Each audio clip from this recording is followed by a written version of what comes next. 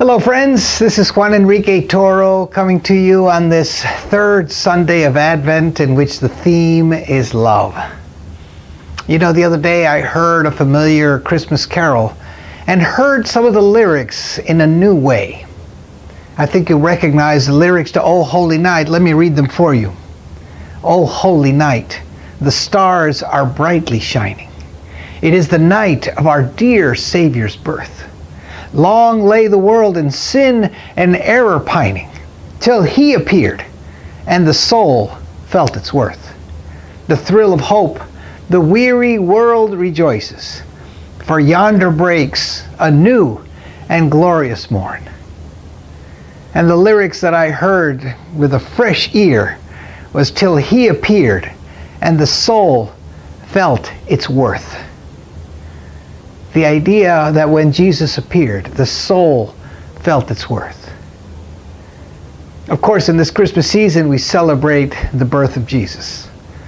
And in Unity, we know that we also celebrate that as being symbolic of the birth of the Christ consciousness within us.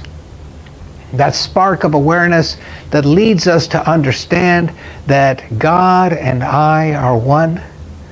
That which is God and I are joined, or as Jesus says, the Father and I are one.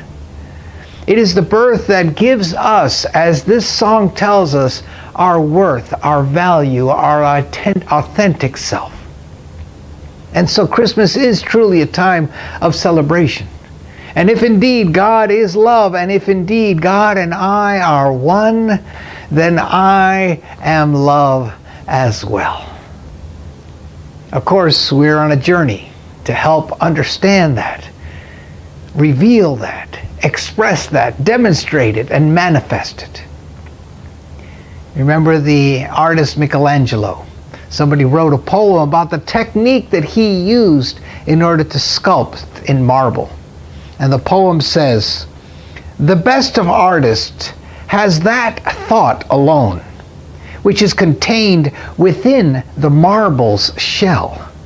The sculptor's hand can only break the spell to free the figures slumbering in the stone." And that's the way Michelangelo described his art. He said that he would look at the piece of marble and see what is it that needed to be revealed.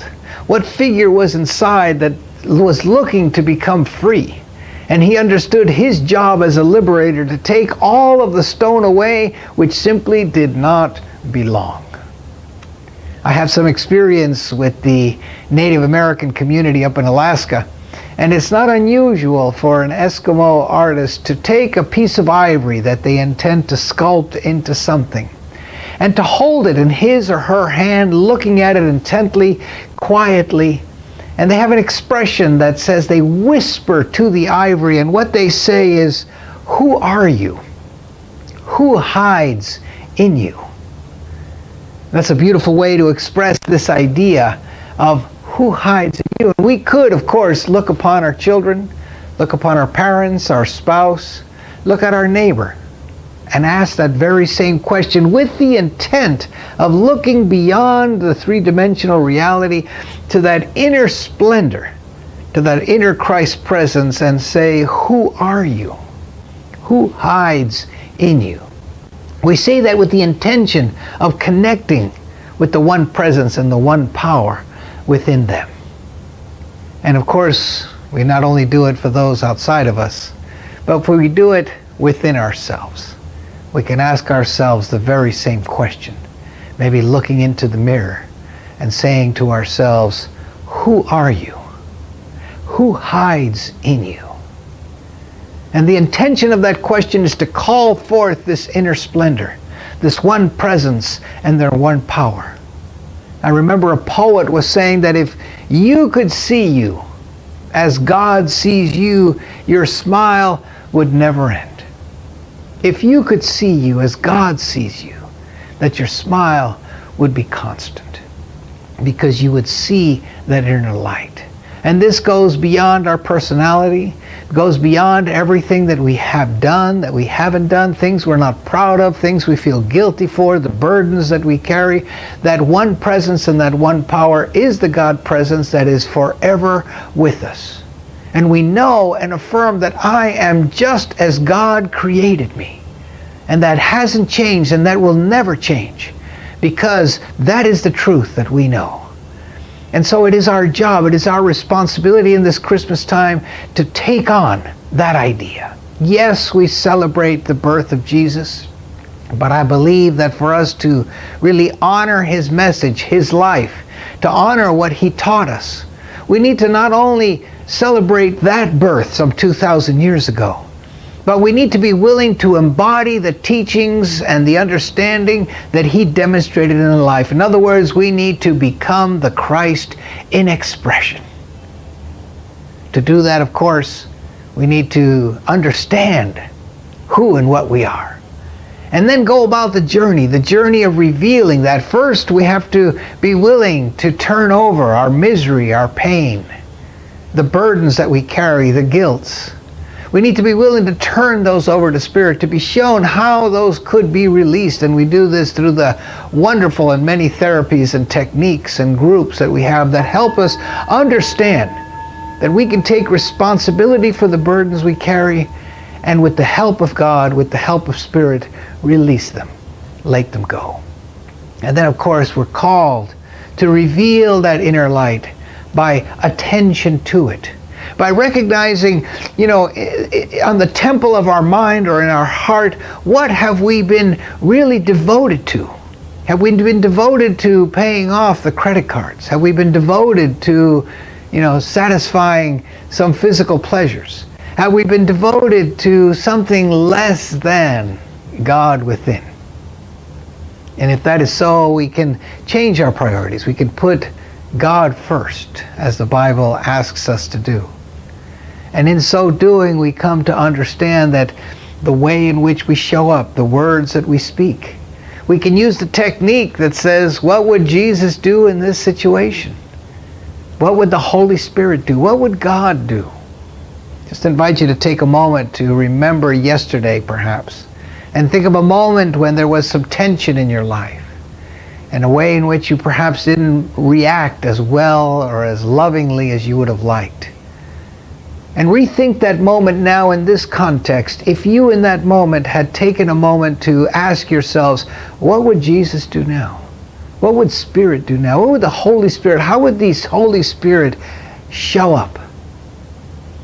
Then maybe you get an idea of some of the work that we have. But it's there, it's available to us. Most of the work that we have, of course, is not just for us alone, because this is not a solitary journey. Our journey is one in which we need to not only affirm and know it and live it within our body, but we also do it in relationship to the rest of humanity.